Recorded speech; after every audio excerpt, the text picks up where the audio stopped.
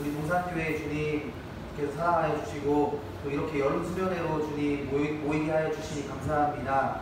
하나님, 저희가 하나님에 대해서, 예수님에 대해서 더욱더 바로 알기 원합니다. 우리가 바로 성경을 알고 또 바로 주님을 알 때 우리가 더욱더 온전한 믿음 생활로 주님 앞에 나아갈 줄로 믿습니다. 오늘 이 시간 주님께서 함께 해주시고 우리에게 들려주실 말씀 주님께서 허락해 주셔서 은혜의 자리, 주님께 더욱더 나아가는 자리 될 수 있도록 주님 인도하여 주시옵소서. 살아계신 예수님의 이름으로 감사하며 기도했습니다.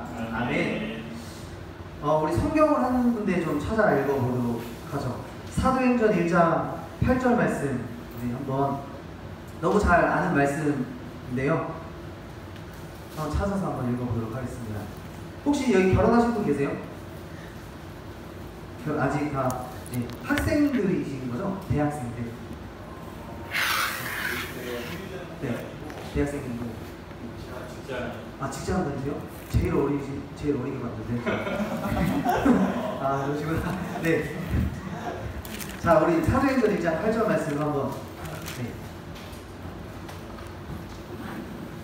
같이 읽어보겠습니다. 시작. 오직 성령이 너희에게 임하시면 너희가 권능을 받고 예루살렘과 온 유대와 사마리아와 땅끝까지 이르러 내 주인이 되리라 하시니라. 아멘. 이 말씀 오늘 설교도 많이 들으시고 또 많이 읽으셨죠? 네, 이스라엘 땅이나 이스라엘에 대해서 설명해 놓은 구절이 이 구절이 전부예요. 여기 보면 예루살렘과 온 유대와 사마리아와 땅끝, 이렇게 하면 이제 세 가지로 정리를 하고 있는데, 제가 부탁을 받고 오면서 저희 교회 청년들이랑 매주 성경 공부를 하고 있거든요. 매주 성경 공부를 이제 올 3월부터 시작해서 구약을 다 하고 이제 복음서를 저번 주에 끝냈어요. 다음 주에 이제 사도행전이 시작이 되는데, 그러면서 청년들이 질문이 많더라고요. 성경을 이제까지 어렸을 때부터 교회 다녔고 했지만 성경을 너무 이렇게 평가적으로 이렇게 예를 들면 복음서의 내용도 목사님께 들었던 설교만 이렇게 알고 창세기, 출애굽기, 레위기, 민수기, 신명기 순서도 잘 모르는 청년들이 우리가 6명밖에 안 되지만 그 중에서도 한두 명 정도 알까? 네, 모태신앙도. 그래서 우리가 성경을 이해할 때 그런 성경 책이 나오는 순서들이나 아니면 성경의 구조들이나 더 나아가서 이스라엘의 땅의 지리의 조건, 배경들을 알면 성경을 이해하는 데 조금 편하실 수가 있습니다. 성경은 어떻게 우리에게 주어졌을까요? 하나님의 성령으로 주어졌다. 어떻게? 성령으로 주어진 게 어떻게? 네. 주도하셔서 어떻게 하셨어요? 어떻게 성경 어떻게 받으셨어요? 그 원래 성경 얼마인가요? 한 35,000 정도 하죠? 네. 성경 어떻게 주어졌을까요? 우리 손에. 이게 너무나 중요한 질문이거든요. 네.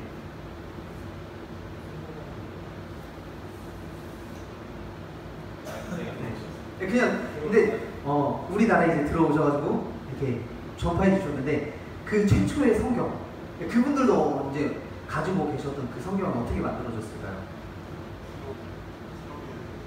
그렇죠. 기록됐겠죠, 일단은. 그런데 그게 100% 하나님의 말씀일까요?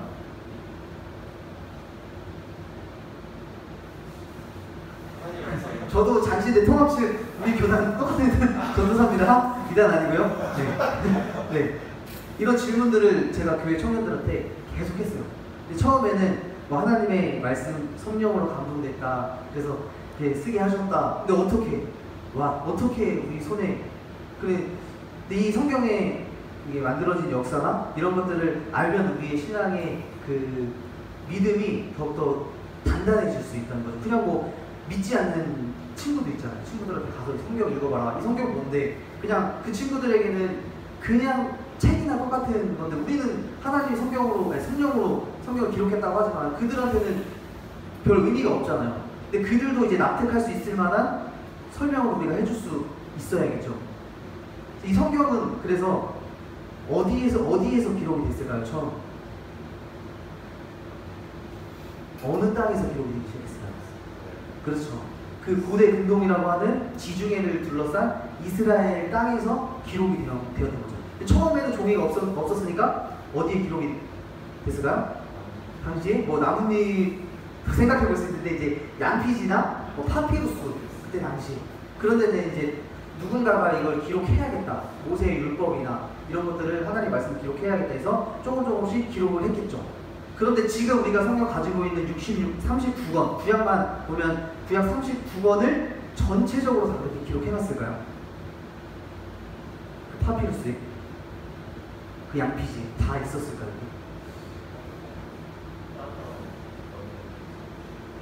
우리가 역사책을 기록할 때 역사를 기록할 때 아니면 학교에서 우리가 레포트를 쓸 때 한 번에 다 그냥 아무 생각 없이 그냥 내 글로만 쓰지 않잖아요.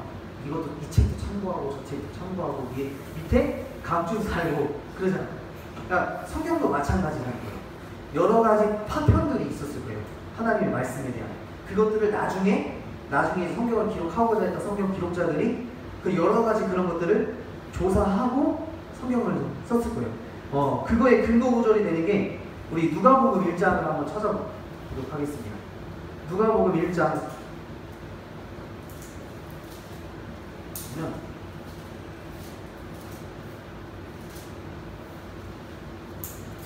우리 여기 없는데 한번 같이 한번 읽어주시겠습니다. 시작.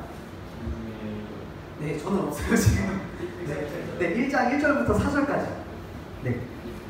우리 중에 이루어진 사실에 대하여 처음부터 원격자와 말씀에 인분된 자들이 전하여 준 그대로 예력을 저술하려고 뜻을 든 사람이 많은지라 그 모든 일에 근원이 가운데 이루어 살핀 나도 베어블로 각하에게 차례대로 쌓아 보내는 것이 전줄 알았느니 이는 각하가 알고 있는 말을 더 확실하게 하려 합니다.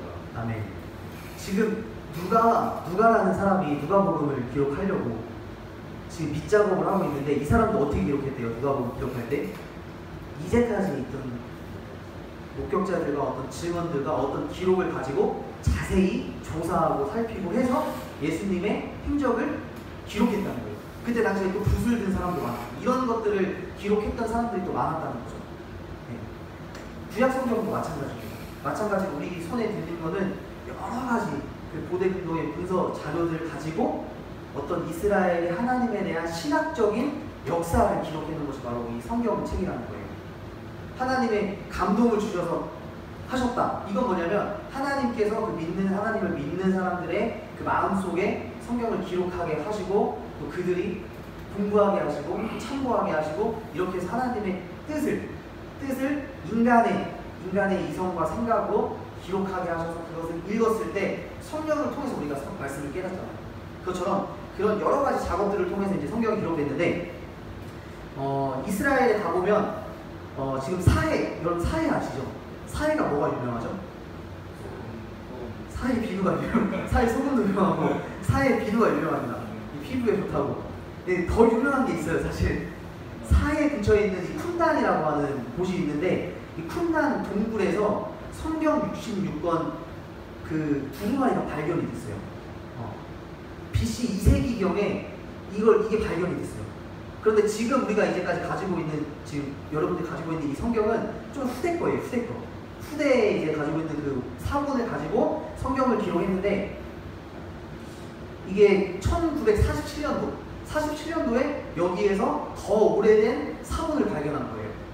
네, 역사적인 일이죠. 근데 어떻게 발견했냐면 그 양을 치던 목자가 동굴에 뭐가 있는지 돌을 던져봤는데 안에서 뭐가 쨍그랑하고 깨진 거예요. 네, 들어가 보니까 이때 당시에 쿰단 종파라는 사람들이 로마 시대 때 이제 로마 사람들을 피해서 쿰단 동굴로 숨어 들어가서 거기서 필상을 한 것이 성경 말씀을. 근데 그것들이 이제 포위를 당하면서 도자기에다 숨겨서 구대를 한 거예요. 근데 그게 2000년이 이제 거의 한 1000년이 지난 1937년도에 발견된 거죠. 목독에 의해서. 그래서 이 쿰단 종파가 나중에 세례 요한도 이 종파에서 흘러나오는 그런 인물이 되었던 건데 그 이후에 10년에 걸쳐서 약 900개의 두루마리가 발견이 됐습니다. 이 안에서. 그래서 지금 우리 성경 가지고 있는 이사야서 66장이 그대로 발견이 됐어요. 토시아가 틀리지 않고. 다른 나머지 성경 파본들도 발견이 되었습니다. 이건 지금 이스라엘 박물관에 보존이 되어 있는데, 네, 보존이 되어 있습니다. 저희 장신대학교에도 이거 이제 이 사본을 복사한 또 사본이 지금 저희 도서관 그 컴퓨터실에 쫙 붙어 있어요. 이것도 한 300만 원 정도 된다고 하더라고요. 복사본도 의미가 있는 사본이죠. 자, 이스라엘은 어디 있을까요? 중동 땅에 있죠. 지금 좀 이스라엘 성경에서는 많이 나오는데 이스라엘에 대해서 우리가 알고 있는 지식들이 좀 있을까요? 이스라엘 하면 뭐가 떠오르죠? 전쟁? 유대인 전쟁도 돈, 그죠? 돈을 잘 버는 그 부유한 사람들 거의 미국에서 뭐 주식시장이나 아니면 이 기업 사람들 다 유태인이잖아요. 또 뭐가 유명하죠? 이스라엘 하면 노벨상, 그죠? 이스라엘 히브리 대학교 가보면 노벨상 수상한 사람들이 다 거기서만 나왔나 봐요. 진짜 엄청 많아요. 한 9명 나왔나? 그리고 또 유명한 게 하나 있는데, 이스라엘 하면, 유대인들 하면 역사적으로 유명한 사건이 하나 있죠. 엄청나게 많은 유대인들을, 그쵸, 죽였던, 학살했던 나치의 홀로코스트 사건입니다. 유대인들, 이 이스라엘 땅을 알고 유대인들을 알려면 그런 역사들을 다 통과해서 지금 유대인들을 이해할 수 있는 거죠. 이스라엘 땅은 어디 있냐면 이제 대한민국에서 직항 대한항공 기준으로 12시간을 날아갑니다. 네. 그 안에서 영화 한 4편은 볼 수 있을 것 같아요. 화장실에 갔다가 영화 4편 보면 이제 도착했는데 시차는 우리나라랑 6시간 차이예요. 네. 6시간 더 느리죠. 이스라엘도 느리고 이렇게 날아갑니다. 지금 그대로 이렇게 날아가는 거예요. 지금. 자, 여기 보면 이스라엘을 주변으로 지중해 바다를 끼고 이스라엘 주변으로 지금 위치해 있는 나라들이 그 지중해 이외 고대 근동이라고 하는 곳이에요. 그 위에 우리가 아는 뭐 이탈리아, 그리스, 터키, 지금 시리아, 이라크, 그 중간에 이스라엘과 요르단이 이렇게 나뉘어져 있어요. 지금 현재. 그 밑에는 이집트가 있고, 네, 레바논이 있습니다. 그래서 이 지역들이 성경에 나오는 지역들이에요. 성경의 부대들. 지금 현대 이스라엘에 대해서 조금 이야기를 해보자면, 국민들은 이스라엘 사람들이 원래 거기 살던 사람들이 다 쫓겨났잖아요. 이집트나 뭐 미국이나 이런 데 다 쫓겨났는데, 지금 이제 돌아와서 살고 있는 사람들은 다 이런 독일, 뭐 프랑스, 미국, 러시아, 에티오피아 이런 데서 이제 2000년 만에 돌아온 사람들이에요. 유대인이지만 외국에서 살다가 그 부모님들은 다 이제 외국 뭐 미국이나 이런 데 사셨겠죠. 그런 사람들이 이제 이스라엘이 건국이 되면서 다시 이스라엘 땅으로 돌아왔던 거죠. 그리고 지리적으로는 아시아와 아프리카와 유럽을 잇는 중간에 딱 위치했어요. 그래서 여기를 먹으려고 했던 거예요. 로마나 그리스가 여기를 먹어야지 터키가 이제 아시아까지 갈 수도 있고 유럽까지 들어갈 수도 있고 땅 따먹기 하잖아요, 옛날에. 네. 그리고 종교는 참 특이합니다. 여기는 유대교가 있고 이슬람교가 있고 또 우리처럼 기독교가 공존하는. 그래서 여기 가보면 유대의 하나님, 유대인의 유일신 야훼 하나님을 섬기고, 그 다음에 이슬람의 또 마호메트 알라신을 섬겨요. 그리고 누굴 섬기죠? 기독교, 우리의 예수님을 섬기죠. 근데 참 웃긴 건 뭐냐면 여기 있는 세 종교가 다 예수님 때문에 먹고 살고 있어요. 이슬람 사람들이, 무슬림 사람들이 하루에 5번씩 기도를 하거든요, 알라에게. 그런데 기도하고 십자가를 팔아요. 그러니까 거기 성지잖아요. 성지니까 이제 순례객들 관광 사업으로 십자가를 팔고 예수님의 그 뭐 목걸이, 십자가 목걸이, 십자가 나무, 뭐 그런 것들, 기독교적인 용품을 팔고 사는데, 생각해보면 이 이슬람교나 유대교 사람들, 이 사람들도 예수님의 덕을 보면서 살아가고 있는 거라고 볼 수가 있죠. 북이스라엘이 722년, 구약을 얘기를 좀 해보자면 722년에 북이스라엘이 망한 이후에 거의 2600년이 지난 이후에 지금 이스라엘 나라가 생긴 거예요. 그러니까 생각해보면 뭐 이승만 대통령이 나라를 세운 이후에 지나고 갑자기 옛날에 고조선이라는 나라가 다시 북이스라엘 다시 생긴 것처럼 그렇게 이스라엘 나라가 다시 지금 저 이스라엘 땅에 생겼습니다. 자, 전체 세계 지도는 이렇고요. 이스라엘 땅 안을 조금 살펴보자고 한다면, 이스라엘 지금 여기가 남쪽 지방인데 남쪽 지방에는 두 개의 광야로 이루어져 있습니다. 이 유대 광야, 이 베들레헴이나 뭐 예루살렘, 여리고 이런 지역이 포함되어 있는 유대 광야와 네게브 광야라고 이 밑에 이집트 쪽 그쪽에 이제 그렇게 큰 두 광야가 있고 조금 위로 올라가 보면 여리고를 지나서 들어보셨죠? 에발산과 그림신산 그리고 세겜과 사마리아. 근데 성경에 사마리아 대표적으로 나오는 사건이 뭐가 있을까요? 우물가에 사마리아에서 예수님을 만나서 물을 달라고 그 사마리아 여인이 있었던 사마리아 지역. 그리고 조금 더 올라가면 이제 갈릴리 호수 주변에 있는 나사렛과 가나, 가버나움 이런 예수님 공생이 하셨던 도시들이 있어요. 근데 지금 조금 보셔서 아셨을 수도 있는데 색깔이 좀 다르죠.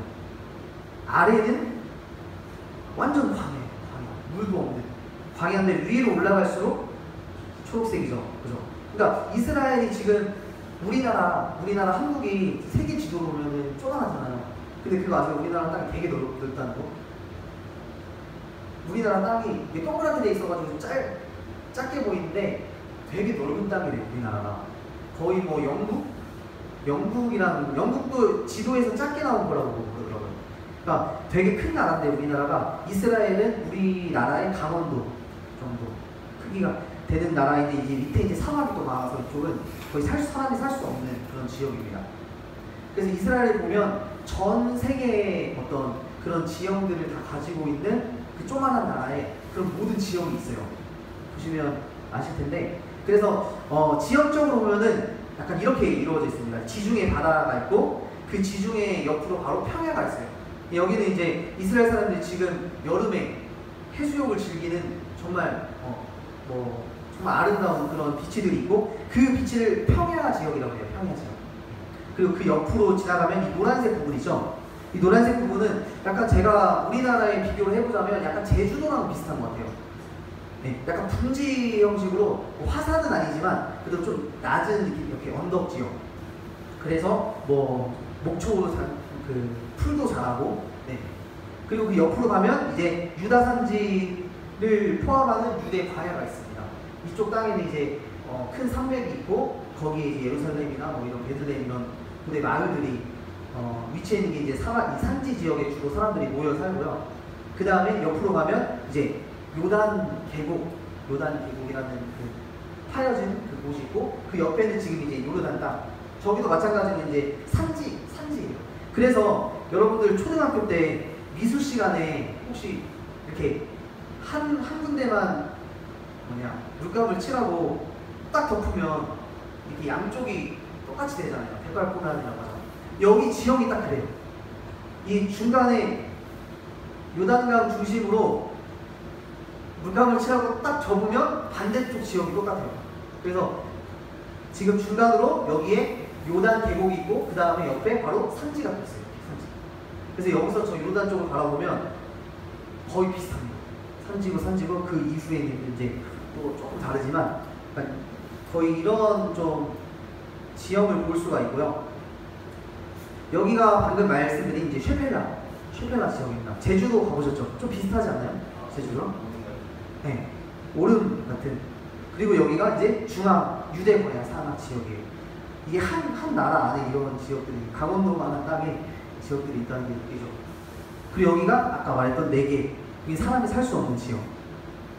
이제 이스라엘 백성들이 어떻게 보면 이 4개의 광야를 밑에서 이런 땅을 38년 9개월 동안 거의 40년 동안 이제 지났던 것을 우리가 볼 수 있고, 자 예루살렘의 현재와 과거를 우리가 좀 알 필요가 있는데 이 왼쪽에 있는 것이 처음 초창기에 독립됐을 때 이스라엘의 예루살렘이 시가집니다. 그리고 저건 2018년도에 찍은 사진인데 조금 뭐가 다른 점이 있나요? 공통점이 뭐고 다른 점이 뭘까요? 사진에서.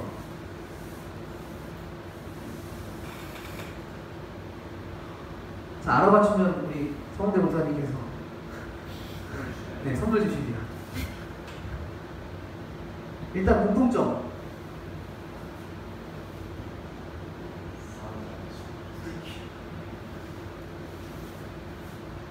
수능 그림자기 같네요. 좀 특징적으로 하나 이제 중요한 것이 있는데 뭐가 보이지 않나요? 왼쪽에 이 길. 이 길은 뭐 저 길은 이제 현대적으로 했겠고, 중요한 거는 맞추는 분이 없네요. 자, 이쪽에서 노란색 힌트. 노란 색깔.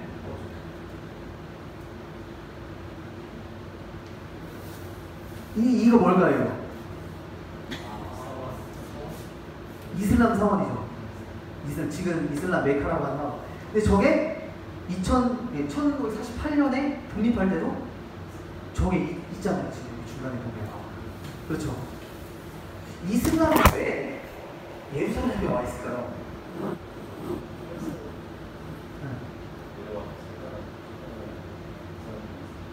그 사람들이 이걸 세웠을까요?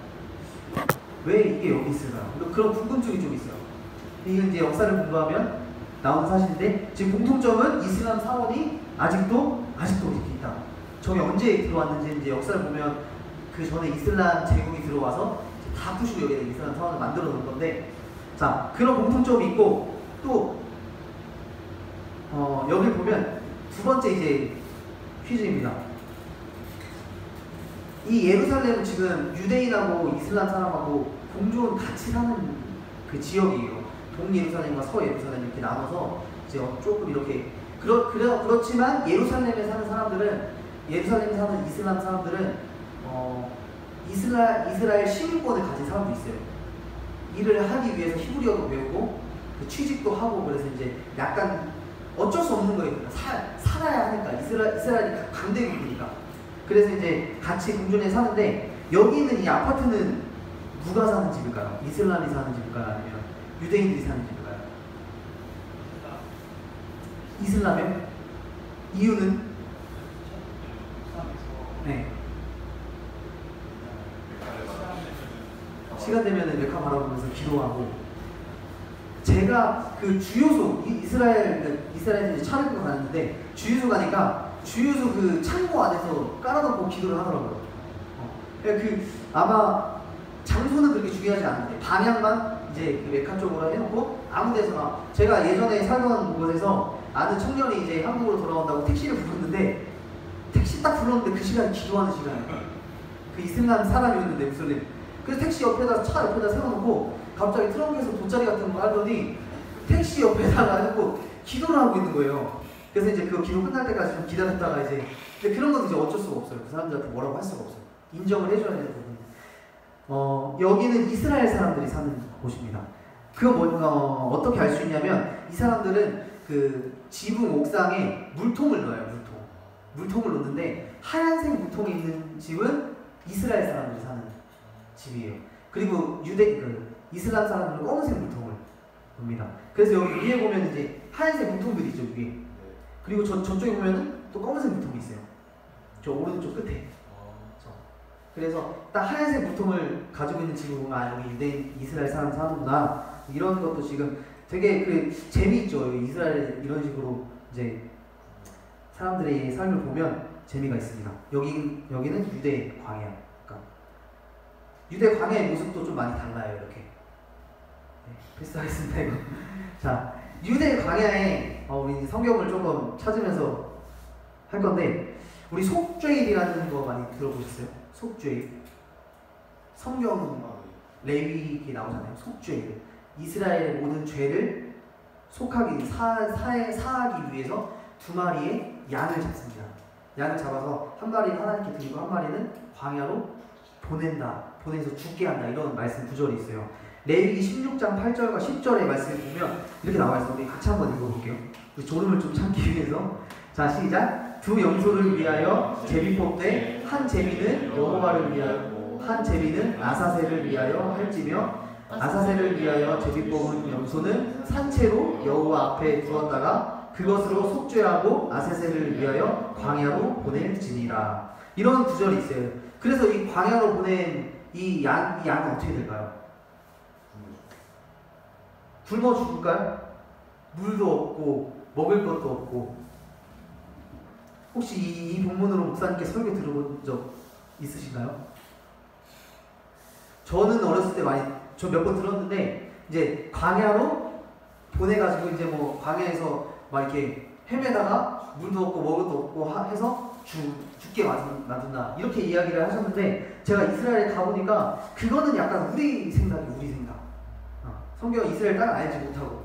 근데 여기가 이제 역사적으로 이스라엘 사람들 그 제2성전기 그러니까 포로로 돌아왔을 때 이 사람들은 양을 예루살렘 성전에서 여기까지 끌고 왔대요. 이 양을 두 마리 양을 한 마리 하나님께 드리고 한 마리를 잡아서 여기는 예루살렘 성전에서 약 12km 떨어진 유대 광야예요. 여리고로 내려가는 그 길목에 있는 광야인데 제사장들이 5km인가? 5km마다 이렇게 이렇게 성전부터 5km마다 서 있고 그 양들을 끌고 오는 거예요, 이제. 그래서 이제 중간에 오다가 이제 힘들면 물도 마시고 그래서 양을 계속 전달해서 여기까지 오는 거예요. 그래서 여기 이제 하르몬타르라는 그 산인데 여기 와서 양을 어떻게 할까요? 양을 그냥 앞다리를 묶고 뒷다리를 묶어서 저기에서 그냥 떨어뜨리는 거예요. 네. 그러니까 광야로 살려서 보내는 게 아니라 그냥 묶어가지고 그냥 죽이는 거예요. 여기를 가보면 지금 저 위에 보이는 게 뭘까요? 자동차예요. 저게 이제 도요타 스포차인데 저 정도 되는 거리에서 그냥 밀어버렸대요, 양을. 근데 저기가 그냥 낭떠러지가 아니라 이제 여기는 광야가 막 바람이 심하고 이러면 밑에서 이제 퇴적해서 막 날카롭거든요, 밑에서 이렇게. 그러니까 가보면 밑에서 막 뾰족뾰족 가게 되는데 거기다 그냥 양이 밀어버리는 거예요. 양이 흠집이 나고 피가 나고. 그러니까 이 속죄일의 예수 그리스도의 대속을 생각해 보면 그냥 뭐 예수님이 뭐 광야 와서 굶어 죽은 게 아니잖아요, 사실. 그러니까 예수님도 십자가에 두 손이 박히시고 발에 옷이 박히셔서 죽으신 거예요, 그냥 이 양처럼. 그런 구약의 배경을 가지고 우리가 예수님에 대해서 묵상을 하면 조금 더 예수님의 그 십자가에 죽으신 우리가 조금 더 깨달을 수가 있죠. 자, 지금부터는 이제 성지순례를 좀 가보도록 하겠습니다. 이스라엘 가보신 적 있으세요? 없으신가요? 제가 이스라엘 갔다 와서 저희 교회 청년부 6명 있는데 청년부들한테 야 우리 이스라엘 가자, 성지순례 가자, 가이드는 내가 할게, 그냥 우리 차만 렌트 해가지고 그냥 일주일 갔다 오자 이렇게 해서 지금 막 꼬시고 있어요. 꼬시고 있는데 별로 관심이 없어요, 청년들은. 근데 이제 계속 꼬시다 보고 보면 나중에 이제 꼭 이스라엘에 가는 것이 의미가 있다고 보진 않지만 그래도 젊은 청년 시대에 우리가 그리스도인으로서 이 성경에 따라 한번 밟아보면 우리의 신앙에 많이 도움이 되기 때문에 성지순례를 갔으면 좋겠다 생각해서 이제 그때 우리 목사님께도 말씀드렸는데 한번 나중에 한번 가보세요.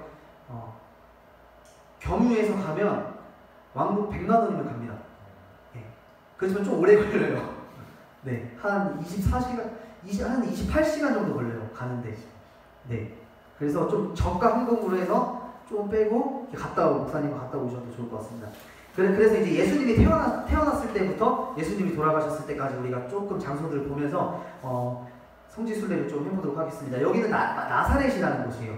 나사렛에서 처음에 가브리엘 천사가 예수님 누구죠? 마리아에게, 예수님의 어머니 마리아에게 와서 예수를 낳을 것이다, 성령으로 잉태할 것이다 라고 말씀하셨던 그 우물가가 있어요.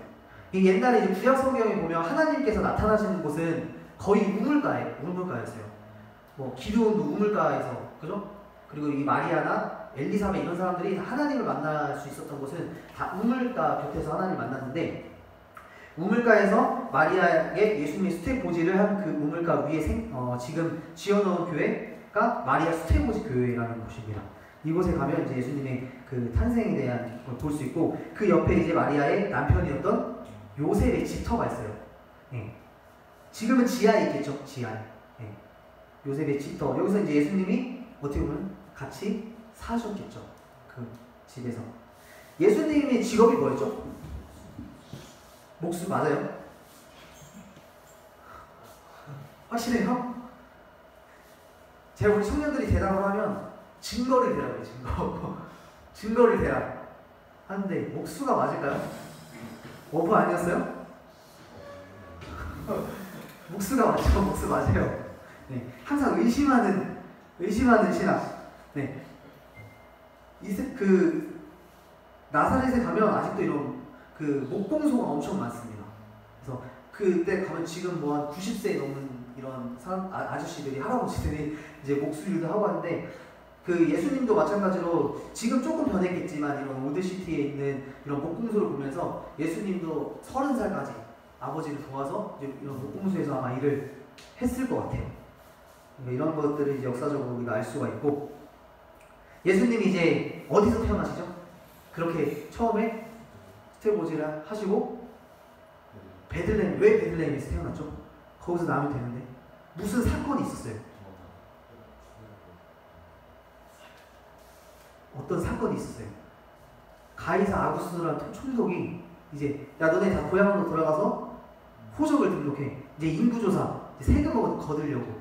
그러니까 이제 마리아와 요셉도 다윗의 가문이어서 이제 이제 그 자기네 고향 땅으로 베들레헴으로 돌아갔던 거죠. 그렇게 가다가 이제 막 해산할 날 차서 집이 없어서 여관에서 났을까 진짜? 아, 여관이 없어서 마국간에서 났다고 해죠. 마국간에서 났을까요? 저 통합 지금 맞습니다. 근데 마국간에서 났을까 진짜? 한번 생각해 보세요. 진짜 마국간에서 태어났을까?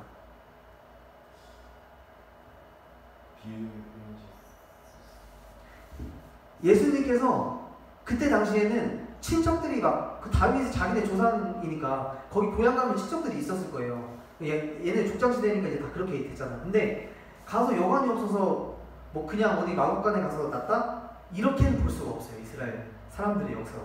거기 가서 친척집에 간 거예요. 친척집에 갔는데 이스라엘의 가옥 구조를 보면 그 양이나 염소를 집 안에서 키웠어요. 집 안에서. 그래서 여기가 이제 사람들이 사는 그 안방 같은 그런 곳이다. 그러면 턱이 조금 밑에 깊게 파서 여기에다가 가축을 먹은 거예요. 그래서 요거랑 이 가축들 사는 곳이랑 사람이 사는 곳 중간에 소 여물통을 놨어요. 염소 여물통. 그래서 예수님이 태어나고 거기에다 넣으신 거예요. 마국간에 넣으신 게 아니라. 그런데 그게 왜 그렇게 된 거냐면 이제 성경을 번역할 때 이 그냥 객실이라고 하는 단어를 나중에 영어로 번역할 때 그거를 여관이라고 번역을 한 거예요. 그래서 우리는 한글 성경만 읽으면 여관이 없어서 뭐 객실이 없어서 뭐 그냥 이렇게 마국간에서 난 것처럼 이렇게 알고 있는데 예수님이 이제 집에서 태어나셨습니다. 예수님은. 네. 자, 그래서 베들레헴에 와서 예수님이 태어나셨죠. 여기 보면 이제 예수님이 탄생했다고 하는 그 지점, 확실한 지점은 아니에요. 성지가 모든 곳이 그렇듯이 다 확실한 곳에다 하는 것이 아니에요. 그래서 장소는 몰라요. 그렇지만 이제 고대 초대 교회로부터 기념했던 장소에 예수님이 탄생했다는 지점으로 여기에다 이렇게 다윗의 별, 14개의 다윗의 별을 다윗의 자손으로 오신 예수님을 표시를 해놨습니다. 왜 14개의 별일까요? 다윗의 자손이. 이게 왜 14개를 이 사람들이 이렇게 표시해놨을까? 14개. 맞아요. 그 우리 마태복음 1장 한번 찾아볼게요.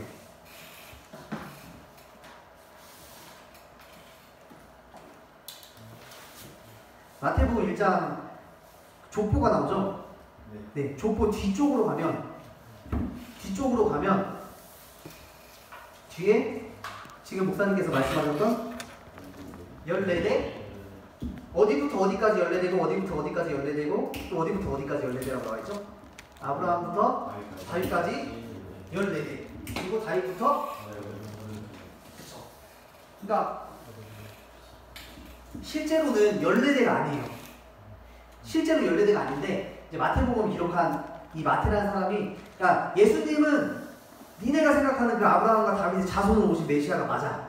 이거를 기록하기 위해서 중간에 필요 없는 사람들 자기가 뺀 거예요. 빼서 14대로 맞춘 거예요. 네. 그러니까 우리가 하나님의 감동으로 주셨다는 것도 마태의 그런 어떤 생각과 신학 가운데 있다는 거죠. 그래서 나중에 그 뭐 역사서나 이런 데 족보, 다윗의 족보 보면 빠진 사람들이 있어요.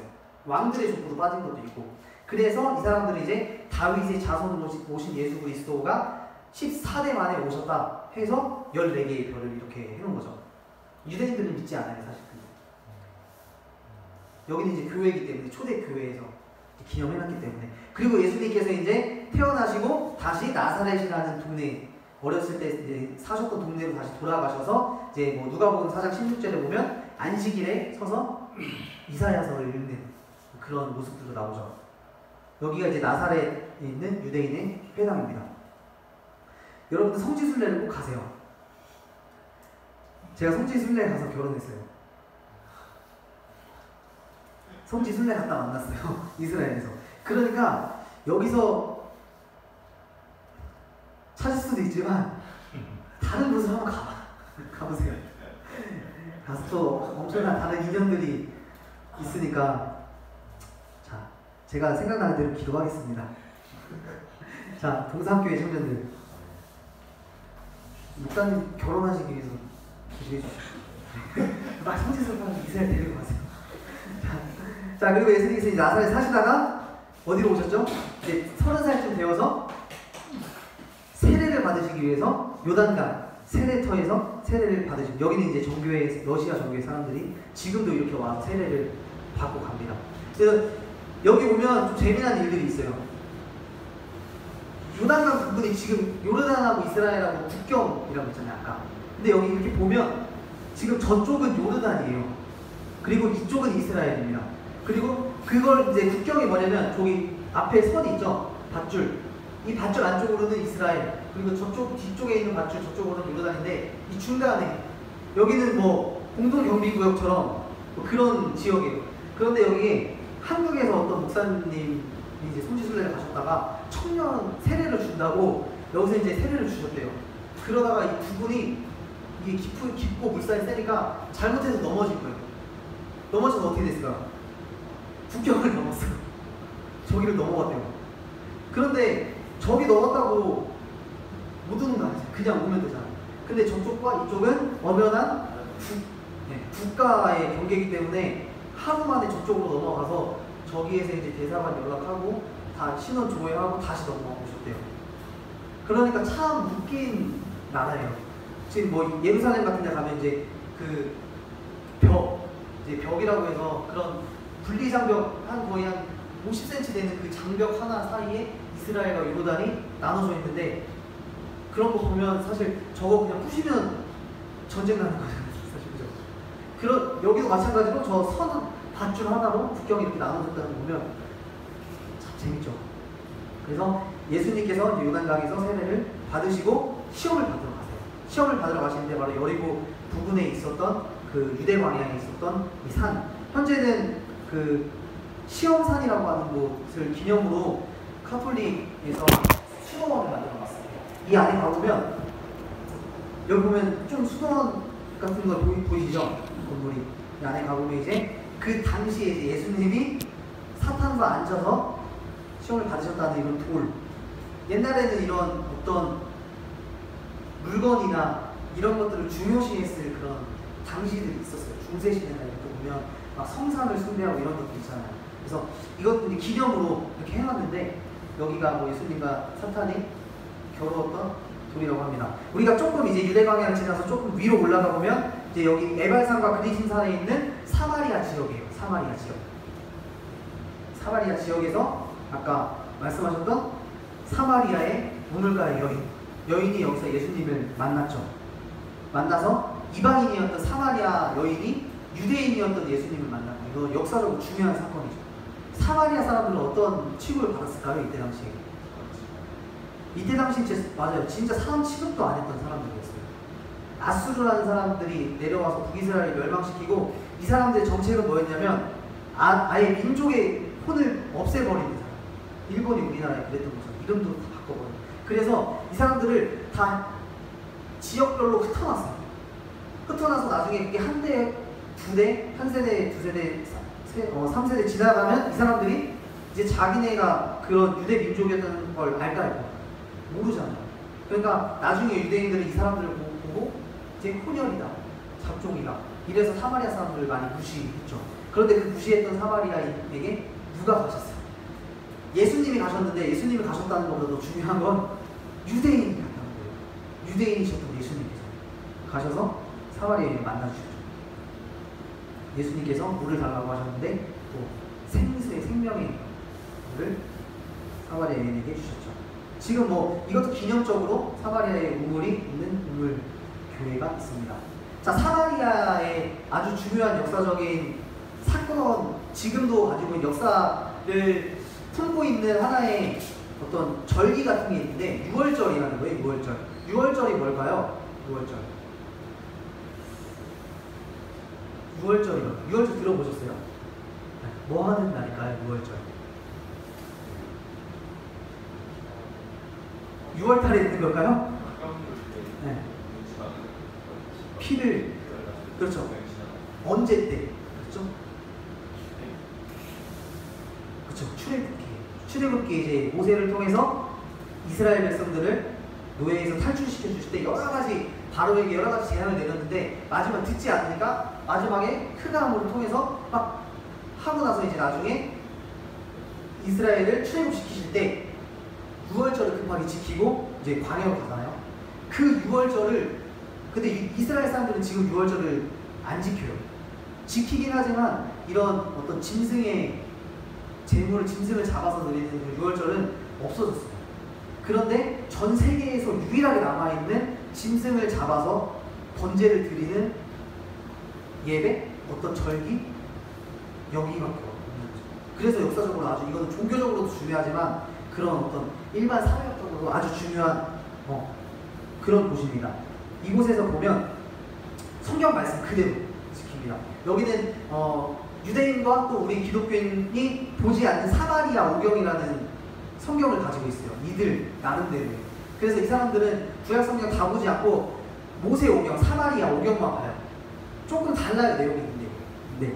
근데 이제 그거에 따라서 1년 된 흠이 없는 양을, 어린 양을 잡고 지금도 이런 대제사장 아론의 대제사장의 가문이 자기들이 이제 말로는 이제 이 사람들은 어디 나오냐면 아론의 직계 이렇게 정통적으로 내려오는 것이 아니고 자기네 또 족보가 있어요. 그래서 지금도 이런 대제사장의 가문이 내려와서 대대로 해먹는 거죠, 지금. 네. 이렇게 기도문을 외우고 나중에 성경의 말씀대로 양을 잡아서 각을 뜹니다, 이렇게. 그리고 이 내장과 어떤 이런 기름 같은 거 성경에 보면 태우라고 하거든요. 태우고 성경 말씀대로 이제 6월절에 이 양을 잡고 같이 함께 먹는 무교병이라는 그런 떡이에요. 여기는 누룩을 넣지 않아서 그냥 밀가루를 그냥 구운 거예요. 그냥 구웠는데 아무 맛도 안 나고 사실 이거를 이제 먹으면서 그 출애굽 때 아팠던 기억들, 쓴 것들 그런 것들을 이제 기억을 하는 거죠. 지금 그 현장인데 제가 이 현장을 조금 보여드릴게요.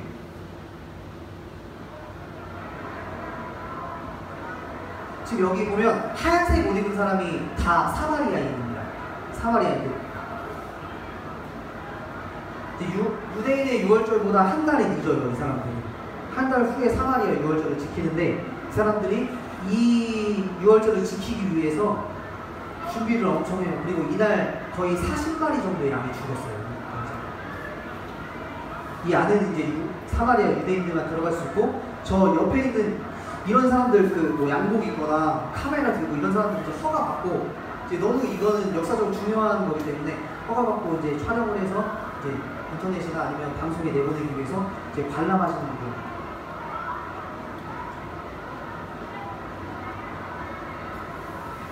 이 성경에 보면 해가 지기 전에 양을 가둬두었다가 해가 지기 시작하면 양을 잡아서 이제 하라고 하는데 여기도 마찬가지로 해가 지기 시작하니까 이제 양을 잡기 시작하더라고요.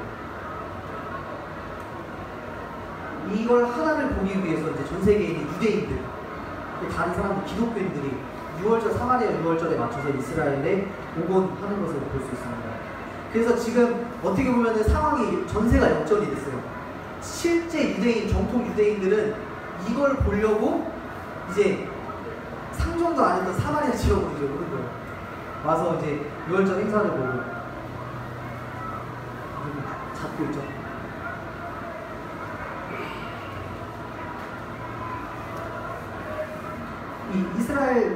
그럼 이스라엘 유대인들은 지금 6월절을 어떻게 지키고 있을까요?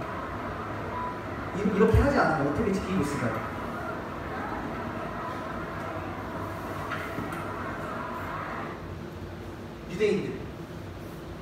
현재 유대인들은 6월절을 어떻게 지키고 있냐면 얼마 전까지만 해도 양에서 닭으로 바뀌었어요. 양이 없으니까 이제 양을 그렇게 그러니까 수요도 안 되고, 그리고 이제 그래서 닭을 잡아서 이제 닭으로 이제 피를 내고 양 대신 그렇게 하다가 얼마 전에 이제 유대인 이스라엘 국가에서 그렇게 동물 죽이고 하면 동물 보호 단체가 있잖아요. 그런 보호 단체에서 이제 이 종교인들 이제 막 정통파 종교인들이 이제 그런 걸 하니까 그 국가에 있는 단체에서 그 사람들한테 못하게 이제 이거 학대다, 동물 학대다. 그래서 그것도 이제 할 수가 없게 돼서 지금은 어떻게 하냐면 구제를 합니다. 구제. 돈으로 이제 짜디크라고 하는데 이제 뭐 구제 헌금. 그래서 대신 구제를 하고 그것들 모아서 가난한 사람들을 돕는 이런 식으로 바뀌었어요. 어떻게 보면 변질된 거라고 볼 수 있겠지만 그럴 수밖에 없죠. 지금 이제 현 시대에서. 그런데 아직도 사마리아에서는 저렇게 많은 양이 죽어나간다는 게 역사적으로 중요한 곳이고요. 그 다음에 이제 우리가 사마리아 지역을 봤는데 다음에 이제 갈릴리 지역을 한번 가보도록 하겠습니다. 갈릴리는 예수님께서 공생애를 가장 많이 하셨던 지역이에요. 갈릴리 호수 볼 수가 있고, 갈릴리 호수, 여기가 근데 갈릴리가 호수일까요? 바다일까요? 갈릴리가 호수일까요? 바다일까요? 지금 뭐 한국 사람, 한국 목사님의 소리가 들리는데 이 배는 이제 성지순례객들을 위해서 갈릴리 이제 한 바퀴씩 돌아주는 그런 배이죠. 호수일까요? 바다일까요? 바다라고 생각하시는 거예요? 호수라고 생각하시는 거예요? 호수. 네? 바다 같은 호수. 호수 그럼 호수의 조건이 있지 않나요? 바다의 조건이 있을 거고. 바다가 되려면 조건이 뭐죠? 네? 바다의 특징적인 게 있잖아요. 그쵸, 소금기가 있어야 되죠. 바다는 파도도 있어야 되는 거죠. 근데 여기는 소금기가 없어요. 그럼 뭐예요? 호수죠. 근데 갈매기가 날아다녀요. 그럼 바다잖아요. 근데 여기는 그때 당시에 고대 사람들의 그 생각 안에는 이 사람들은 뭐 지중해를 알았지, 대서양을 알았지, 몰랐었던 거죠. 끽 해봤자 이 지중해 연안에 있는 여기만 알았는데 여기를 보고 이 사람들 생각에는 바다라고 생각했을 수도 있을 것 같아요. 근데 히브리어 원문에 보면 그냥 뭐 바다라고도 쓸 수 있는 그런 히브리어 단어가 쓰였어요. 그러니까 여기는 제가 느꼈을 때는 고기는 민물고기가 잡혀요. 근데 갈매기가 날아다녀요. 그러니까 바다이기도 하면서 호수이기도 한 정말 이상한 그런 갈릴리 바다 호수에서 예수님께서 공생애 사역을 하셨던 거죠. 이 갈릴리 호수의 주변으로 예수님께서 많이 돌아다니시면서 사역을 하셨는데 가장 중요하고 많이 다니셨던 곳이 바로 가버나움이라고 하는 곳이에요. 가버나움에서 회당에서 가르치시기도 하셨고 또 베드로의 장모를 고치시기도 하셨고, 여기가 가버나움 회당입니다. 회당. 갈릴리 주변 바로 옆에 있는 가버나움 회당인데 이제 이거는 후세기에 지어놓은 회당이에요. 그런데 이 가버나움 회당이 중요한 건 뭐냐면 지금 저 파란색으로 된 곳이죠. 이 옆에. 자, 퀴즈 나갑니다. 이걸 보고 왜 이게 중요할까요? 가버나움 회당이. 지금 건물이 하나가 서 있는데. 네? 아, 이거는 그냥 그 사람들 옆에 안전봉이고 그 뒤에 이제 건물 다시 한번 보세요. 자, 이 위에랑 밑에랑 지금 색깔이 다르죠. 근데 이제 이 밑에 있는 땅을 뭐 탄소를 측정하고 뭐 연대를 측정해 보니까 이게 예수님 당시에 있었던 그 돌이래요. 그래서 그 예수님 당시에 있었던 회당들이 이미 파괴가 됐죠. 그 회당 터 위에 이제 비잔틴 시대 이럴 때 이제 교회를 세웠던 거예요. 교회. 그래서 역사적으로 아주 중요한 회당 터이고 이 옆에 보면 예수님께서 가버나움 회당 근처에서 베드로의 장모를 치유하셨던 것으로 보여지는 베드로의 집터가 여기 있습니다. 이 베드로의 장모님의 집을 볼 수 있고, 자, 이건 무슨 사진일까요? 오병이어 이게 무슨 사실까요? 모자이크인데 뭘까요 이게? 답이 나왔는데 지금 오병이어. 자, 옆에 있는 물고기가 2마리가 있고 이 중간에 접시에 떡이 몇 개죠? 떡이 왜 4개죠? 왜 4개일까요? 오병이어잖아요. 오병이어. 그 여기는 떡이 4개야.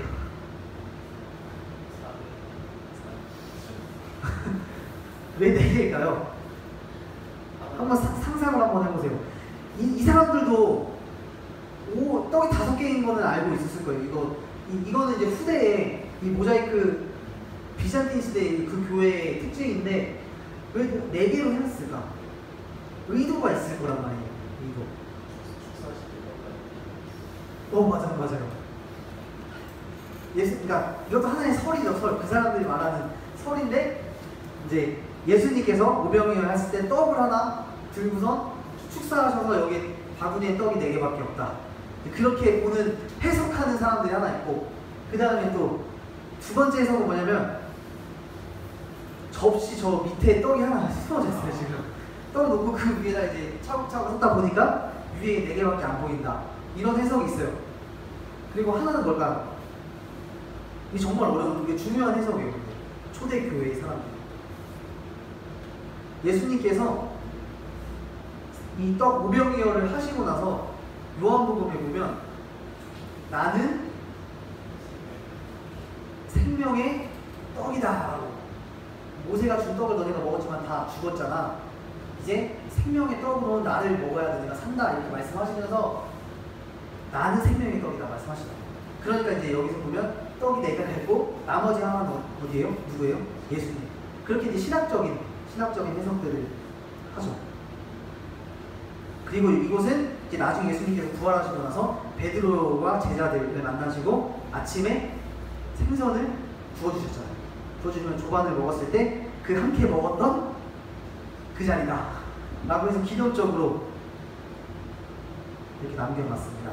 그리고 예수님께서 공생 기간에 팔복, 심령이 가난한 복이 있나니 천국이 그들 것입니다. 이렇게 팔복을 선포하셨던 그 언덕 장소에다가 교회를 세워놨습니다. 팔복교회.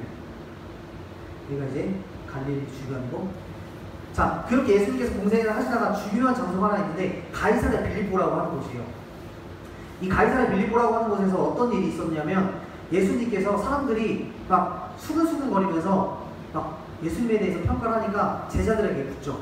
너희는 나를 누구라 하느냐?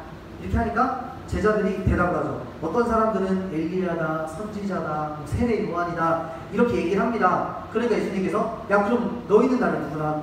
너네는 나를 뭘로 보냐? 이렇게 하니까 누가 대답했어요? 베드로, 성질 그만 베드로가 바로 주는 그리스도십니다. 하나님의 아들이십니다. 다른 복음서에서는 그렇게 나오죠.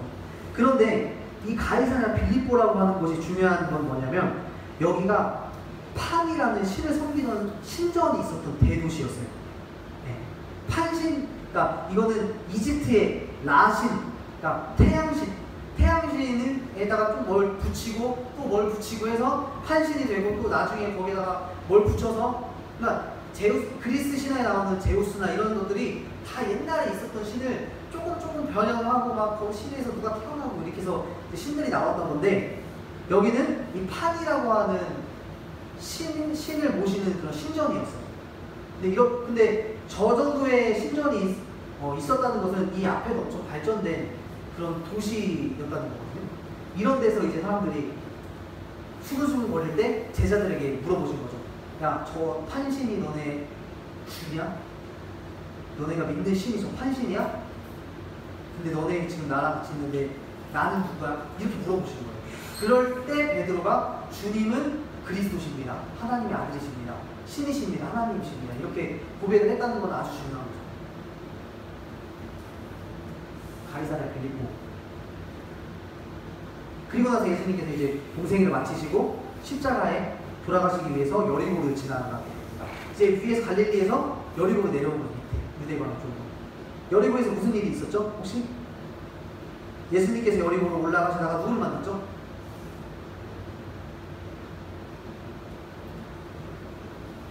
저보다 키가 조금 더 작은 세리? 이름은 성이 삭시죠, 삭. 그죠? 삭개오를 만나게 돼요. 이 여리고를 지나다가 이제 예수님께서 삭개오를 만나서 내가 이제 너의 집에서 오늘 하루 쉬겠다. 이 삭개오도 욕먹는 사람이었어요. 욕먹는 사람. 이때 당시 세리는 자기 동족들 돈 받아가지고 로마에다 바친 사람들이었어요. 그런데 적당하게만 바치면 되는데 이렇게 더 걷어가지고 주머니에 살짝 하고 바쳤던 거죠. 그래서 다른 복음서에 보면 예수님 세례 요한이 이런 얘기를 해요. 무리들이 요한한테 세례를 받으러 이렇게 나왔을 때, 그럴 때 세례 요한이 욕을 합니다. 이런 독사의 자식들아, 이런 뱀들아, 이렇게 얘기를 한 거예요. 이런 독사의 자식들아 얘기하면서 너네가 회개에 합당한 열매를 맺어야 된다. 그러면서 니네가 합당한 열매를 맺지도 않으면서 니네 지금 천국 가려고 그래? 너네 사회에서 잘 살아. 이렇게 얘기를 하는데, 그때 세례 요한이 말한 게 뭐냐면 군인들한테 강탈하지 마. 그리고 세리들한테 너네 세금도 걷지 마. 가난한 데 뺏지 마. 이렇게 얘기를 하거든요. 세리도 그렇게 했던 거예요. 여리고 시내에서 삭개오를 만났는데, 밑에 있는 저 나무들이 예수님이 이제 예루살렘으로 올라가실 때 흔들었던 종려나무예요.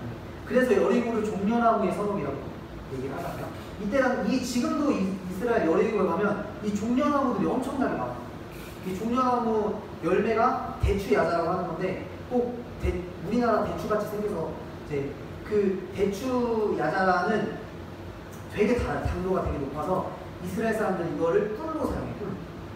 그래서 우리 구약 성경에 보면 가나안 땅을 이야기할 때 이런 얘기를 많이 하잖아요. 젖과 꿀이 흐르는 땅. 이 젖과 꿀이 흐르는 땅이 뭘 이야기할까요? 그 땅 가면 되게 막 비옥하고 막 농사도 잘 되고 이런 땅을 젖과 꿀이 흐르는 땅이라고 얘기를 할까요? 그런데 실제로 보면 거의 3분의 1 이상이 다 광해요. 쓰지 못하는 땅들. 그럼 성경 말씀과 어울리지 않잖아요. 그죠? 그런데 젖과 꿀이 흐르는 땅은 뭐냐면, 이제 우리 식으로 이해하면 안 돼요. 성경 고대 근동 1세기 그때 고대 근동으로 가서 이해를 해보자면, 젖은 뭘 상징하는 거예요? 젖은 어디서 나죠? 어머니한테 가축에서 나가는 젖, 우유. 그리고 꿀은 종려나무. 이걸 얘기를 하는 거예요. 그래서 젖과 꿀이 흐르는 땅은 종려나무가 많고, 그리고 젖은 목축을 할 수 있는 땅. 그러니까 농사를 짓기에는 아주 척박한 땅이에요. 여기는. 그러니까 그렇게 목축을 하면서 젖과 꿀이 흐르고 또 종려나무가 많다는 것을 비유적으로 이야기했던 것이, 이제 그렇게 이해를 하시면 조금 편할 것 같습니다. 그리고 아까 우리가 봤던 현재 황금동 사원이라는 이슬람 메카, 여기가 이슬람의 성지죠. 이슬람 사람들은 구원받기 위해서 한 가지 조건에 여기를 꼭 가야 돼요. 내가 이슬람 신앙으로 구원을 받기 위해서는 죽기 전에 성지를, 저 메카를 한번 가야 한다는 것이 의무예요. 그래서 이제 여기 이슬람 사람들이 이제 많이 오는데, 이 안에는 유대인들이 들어가지 못합니다. 여기는 지금 이슬람 땅이기 때문에. 이곳이 이제 역사적으로 어떤 땅이었냐면, 아브라함이 이삭을 바쳤던 모리아라는 산에 나중에 다윗이 그 땅을 차지하고 다윗 성이라고 이름을 만들었죠. 그리고 나서 다윗의 아들이었던 솔로몬이 이 다윗성에다가 뭘 지었죠? 솔로몬 성전을 짓게 됐죠. 솔로몬 성전을 짓고 나서 나중에 북이스라엘 남유다가 나눠지고 바벨론이 성전을 파괴시켜요. 그리고 70년간 포로 생활을 하다가 고레스라는 왕이 너네 돌아가서 다시 성전 지어, 이렇게 얘기를 하고 나서 스룹바벨과 예수아라는 사람이 돌아와서 성전을 짓니다. 그게 제2성전이라는 거예요. 그러니까 솔로몬 성전이 있었고, 그러니까 역사적으로 보자면 지금 아브라함 이삭을 바친 곳, 그 다음에 다윗성, 그 다음에 솔로몬 성전, 그 다음에 제2성전 숫바벨 성전, 그리고 숫바벨 성전이 계속 이어오다가 나중에 로마에 의해서 부셔져요. 헬라에 의해서 부셔져요. 알렉산더 대왕에 의해서 부셔져요. 그리고 나서 나중에 로마에 의해서 통치될 때 헤롯이라는 왕이 성전을 거기다 놓쳐요. 헤롯 성전, 제3성전이죠.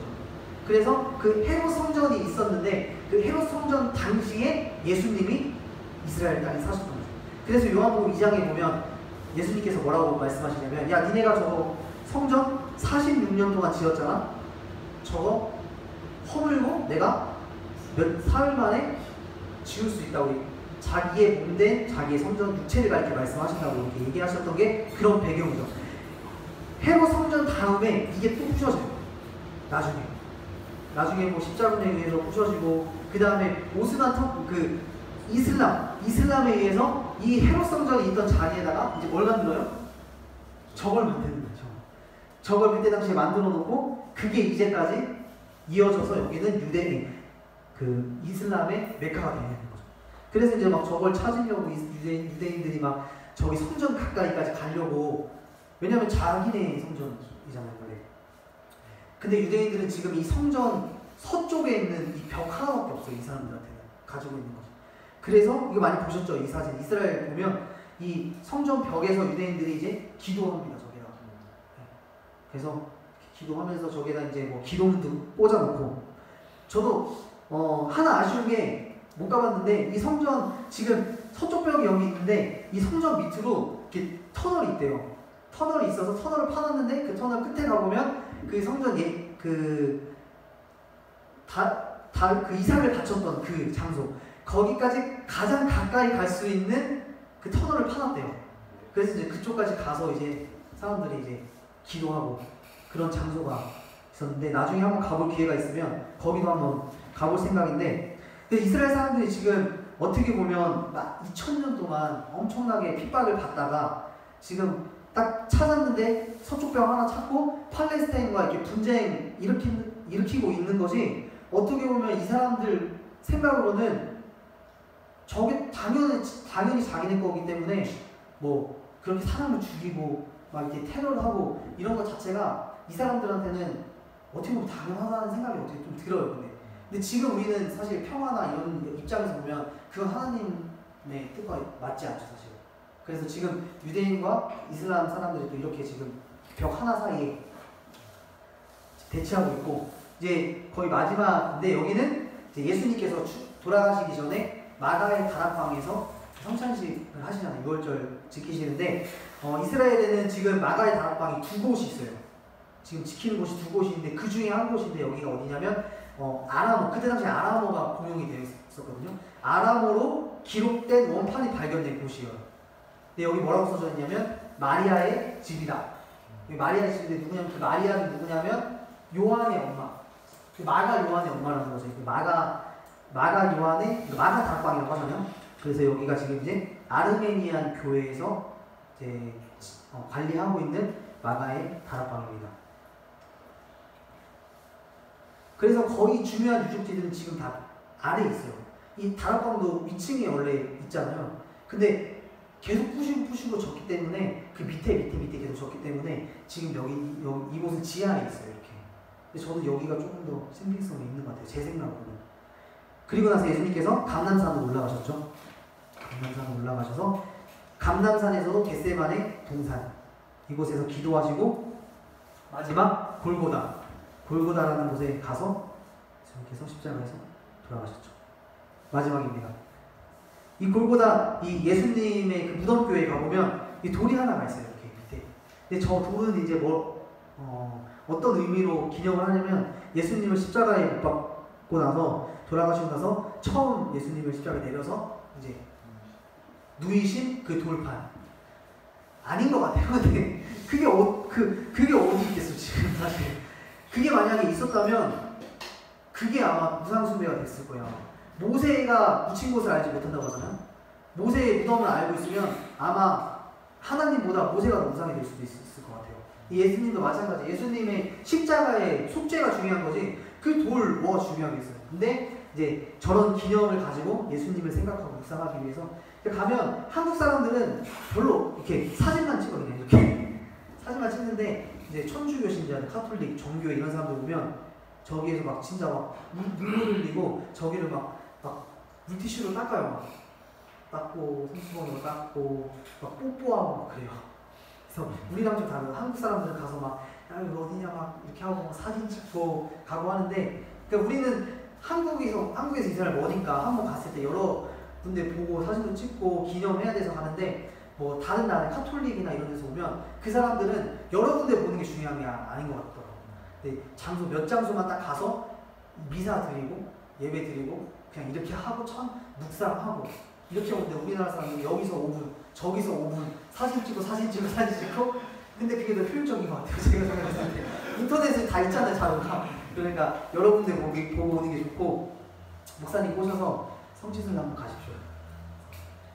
그래서 제가 준비한 거는 여기까지예요. 예수님과 이스라엘 땅은 예수님과 떼어놓을 수 없는 곳이고 또 이스라엘 땅은 우리의 신앙과도 떼어놓을 수 없는 곳이에요. 제 몇 시까지죠? 네. 40대로. 네. 그래서 뭐 소개를 이 정도로 하고 지금 뭐 성경에 대해서 사실 뭐 관심이 많이 없으셨을 수도 있는데 그래서 제가 질문을 지난번에 오기 전에 목사님께 좀 받았어요. 청년들의 질문도 좀 있었던 것 같은데 지금 뭐 궁금하신 거는 지금 시간에 질문을 좀 하셔도 되고 여기는 이제 베들레헴이에요. 베들레헴인데 저희 아이들 귀여운 아이들 있죠. 쟤네들이 이제 베들레헴에 사는 팔레스타인 아이들이에요. 무슬림 아이들. 제가 지금 저희 차 여기 앞에 차가 있는데 차 앞에서 이렇게 하늘 보면서 쳐다보고 있는데 뭐 보고 있는 걸까요? 제가 찍었거든요. 하늘을 보고 있는 거지 않으세요? 저녁인데 저희가 이제 뭐 방송용으로 촬영을 하러 가려고 드론을 띄웠어요. 드론. 이제 위에 전경을 찍으려고 이제. 그러니까 이 친구들은 와가지고 저희한테 막 돈 달라고 그러고 이제 뭐 팔고 이러는 아이들이거든요. 이제 저희가 드론을 찍으니까 그 옆에 앉아가지고 이제 그 드론 쳐다보고 있는 건데 지금 우리가 이스라엘 궁금해하는 것처럼 이 친구들은 이제 드론을 궁금해하는 모습을 보면서 제가 사진을 좀 가져왔습니다. 이스라엘의 주식이 빵이에요. 빵. 뭐 닭고기를 먹고 이스라엘 사람들은 돼지고기를 먹지 않잖아요. 돼지고기를 먹지 않는데 이 사람들은 이렇게 빵을 먹습니다. 이스라엘 빵 참 맛있어요. 우리나라 빵은 그 방부제가 많이 들어가잖아요. 그래서 속 위 안 좋은 사람들은 빵 먹으면 소화 잘 안 되고 그런데 이스라엘은 방부제를 넣지 않고 여기는 그냥 하루 만들면 그냥 이틀 정도 팔고 그냥 버리거나 그만큼 팔거나 그냥 만들어요. 그래서 이스라엘은 주식이 빵입니다. 그리고 여기 특징적으로 보이는 게 이제 할라빵이라고 유대인들이 지금 집에서 안식일을 지킬 때 저 빵을 먹어요. 그래서 가족들과 안식일을 지킬 때 먹는 할라빵. 여기 이 빵이 중동 지역의 전통 음식이에요. 혹시 보셨어요? 빵?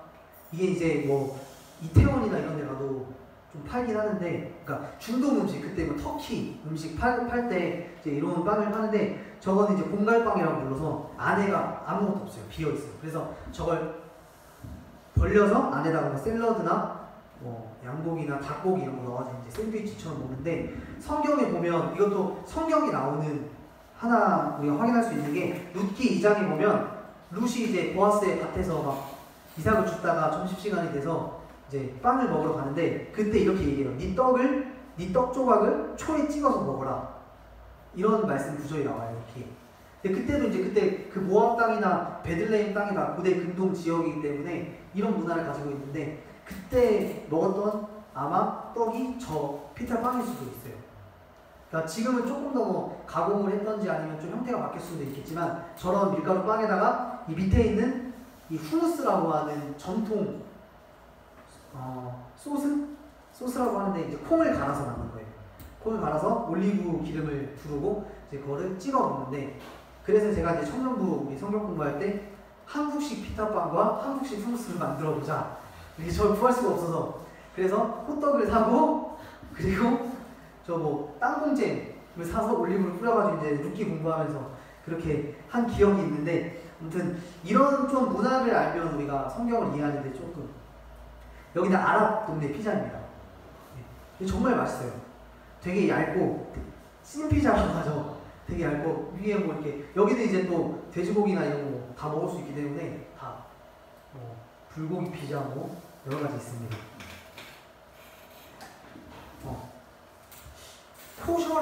들어보셨어요? 코셔? 코셔가 뭐죠? 그쵸. 유대인들의 정결식 갑자기 생각이 안 나네요. 정결법 그리고 음식법. 네. 이제 이 사람들은 성경 출애굽기 23장 19절에 이런 말씀이 있어요. 너는 염소 새끼를 그 어미의 젖으로 삼지 마라. 이런 말씀이 있어요. 그런데 여기 이걸 보고 치즈버거를 먹지 말라는 게 생겨난 건데 이게 연관이 있을까요 이게? 너는 염소 새끼를 그의 어미의 젖으로 삼지 마라. 어미의 젖이면 우유겠죠. 우유로? 어떻게 보면 우유로 삼지 말라는 거잖아요.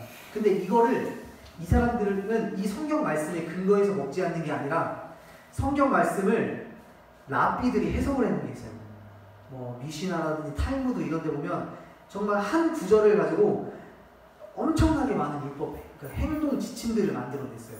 근데 그게 성경을 해석해서 놓은 거지 성경의 말씀 그대로를 가져왔다고 보진 않거든요. 근데 이제 이런 구절 랍비들의 해석을 통해서 이 사람들은 치즈버거를 먹지 않아요. 그래서 제가 저 위에 있는 햄버거는 맥도날드 가서 이제 공항에서 한국 이제 마지막 오는 날 공항에서 먹었는데 시켰는데 거기가 코셔. 그래서 치즈가 없어요. 그래서 그냥 뭐 다른 것도 양파도 없고 그냥 딱 고기 하나.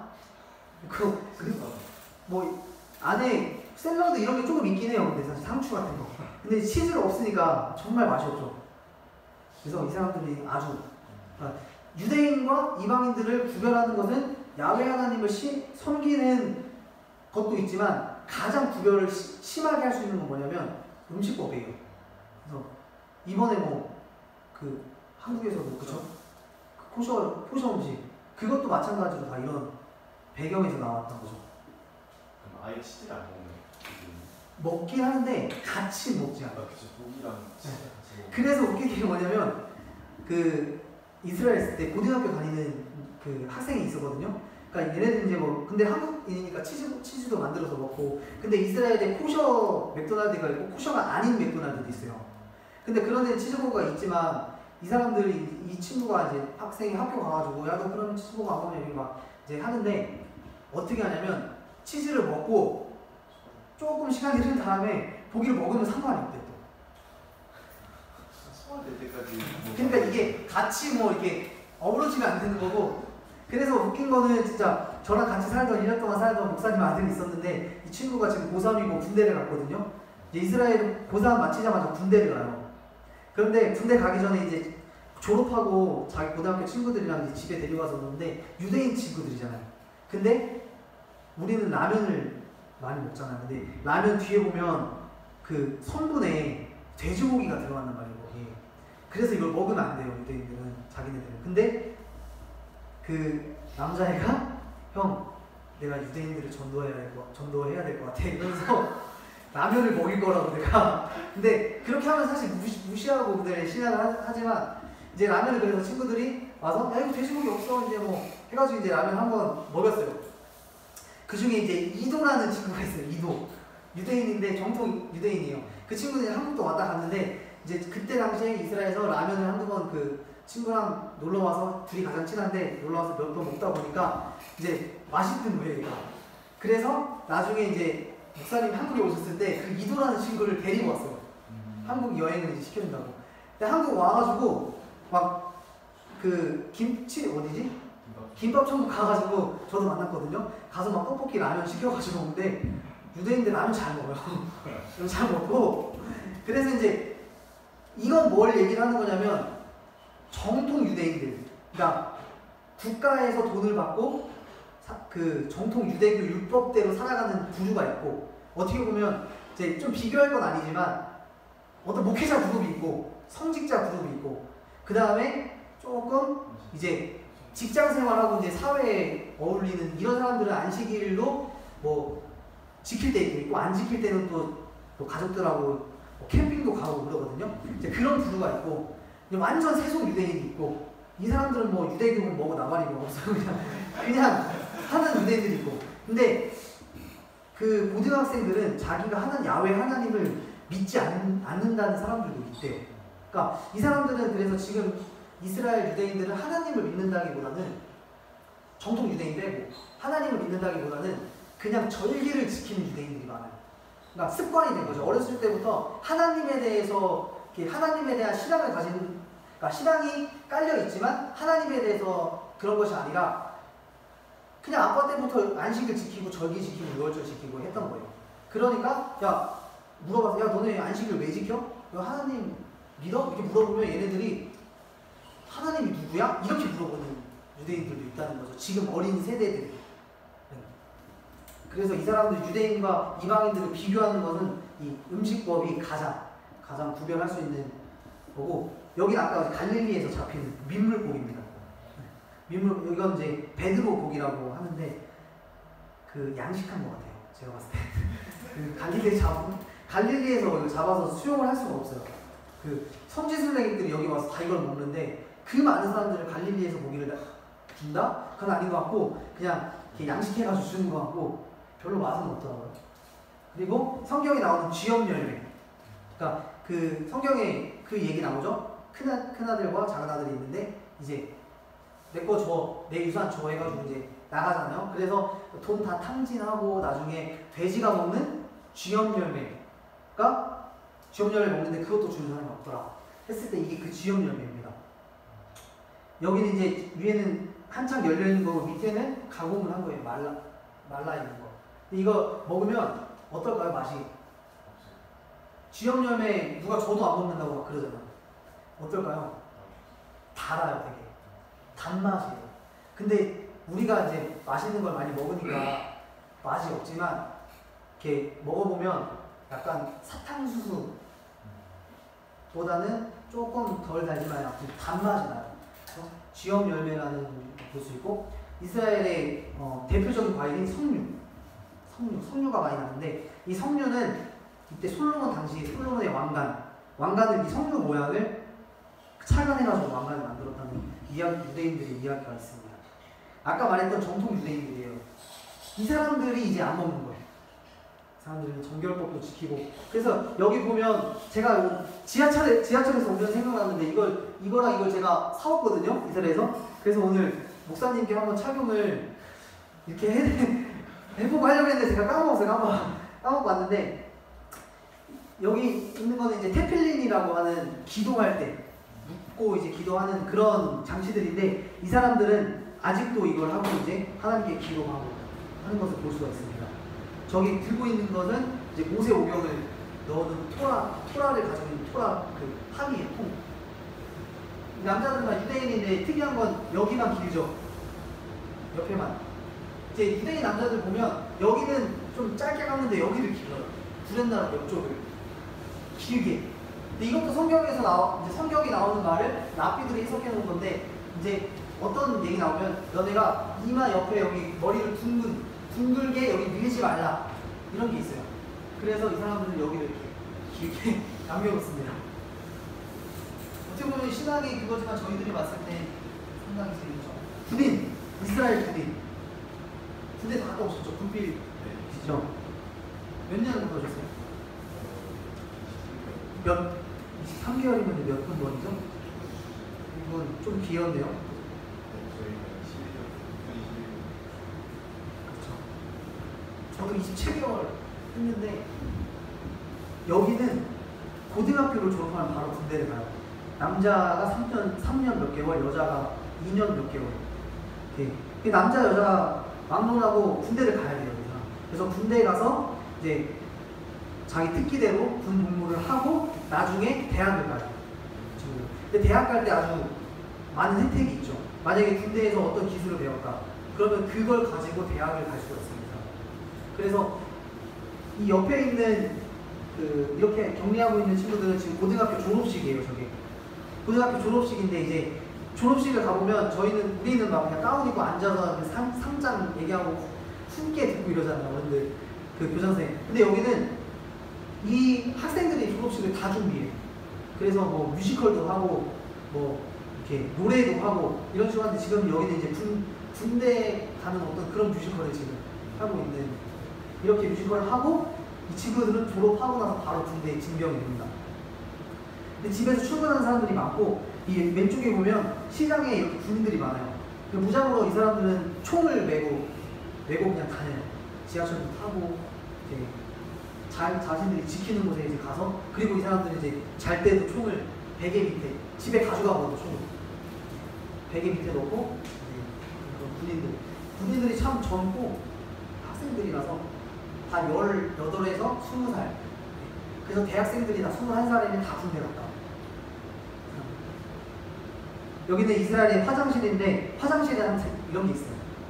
화장실에 우리 손을 씻지만 유대인 율법에 따라서 3번, 하나, 둘, 3번 이렇게 손을 양쪽으로 씻는데, 이제 정통 유대인들은 이거를 물을 받아서 이제 이걸로 흐르는 물로 손을 씻습니다. 이런 걸 볼 수 있고, 성경에 나오는 겨자씨만한 믿음 얘기하잖아요. 겨자나무가, 저도 생각했을 때 겨자나무 요만한 씨가 이만한 나무가 돼서 막 새가 와서 깃들고 이런 말씀 있잖아요. 근데 저 노란색이 겨자나무예요. 풀 같죠? 저게 겨자, 줄기라고 보는 게 나을 것 같아요. 겨자나무. 그런데 새가 깃든다, 이런 말이 뭐냐면, 새가 와서 둥지를 들고 깃들어서 거기서 우리가 생각하는 까치가 이렇게 하는 것이 아니라, 제가 저 사진을 찍을 때 요만한 참새 한 마리가 저 겨자나무에 앉았어요. 앉아서 이렇게 흔들흔들 거리다가 근데 이제 옆에 있는 목사님이 그걸 찍었어요. 영상으로 찍어서 저게 지금 겨자나무에 지금 새가 깃드는 거다, 쉬다 가는 거다 얘기해가지고 제 페이스북에 올려놨는데, 겨자씨가 되게 작죠. 제 손도 작지만 손보다 보면. 그리고 마지막으로 이제 이 잠언에 보면 바위에 사는, 바위에 집을 짓고 가는 사반, 이런 말씀의 구절이 있어요. 근데 이거는 이제 광야 같은 데 보면 되게 징그러워요. 사실 약간 너구리 같기도 하고 두더지 같기도 하고 또 쥐 같기도 하고. 근데 이게 이제 밤이 되면 바위에서 막 나와요. 이렇게 나와서 사반인데 귀엽지 않나요? 그래서 이제 성경 말씀을 읽었을 때 제가 눈으로 보니까 진짜 바위 밑에서 이렇게 막 고기 이렇게 내밀고 있고. 근데 나중에 이렇게 보면 사람들이, 우리 보면 한강에 막 이렇게 운동하는데 그런 데 있잖아요. 그런데 보면 사람들이, 얘네들이 한 20마리 막 되는 다 그냥 여름에 누워있어요. 이렇게 누워있고 막 떼지어 가고. 그러니까 이런 거 보면 우리가 성경에서 나오는 동물들을 직접 이스라엘 땅에서 볼 수 있죠. 그리고 고양이. 이스라엘에 고양이들 엄청 많아요. 고양이가 이스라엘에 엄청 많은데, 그 이유를 물어봤더니 영국 식민지였을 때 영국의 귀족들이 고양이를 엄청 많이 가지고 왔대요. 그래서 이제 그때 키우다가 이제 그 후손들이, 고양이 후손들이 지금 이제 이스라엘의 곳곳에, 저희 집 앞에 있던 고양이입니다. 네, 여기까지 하도록 하겠습니다.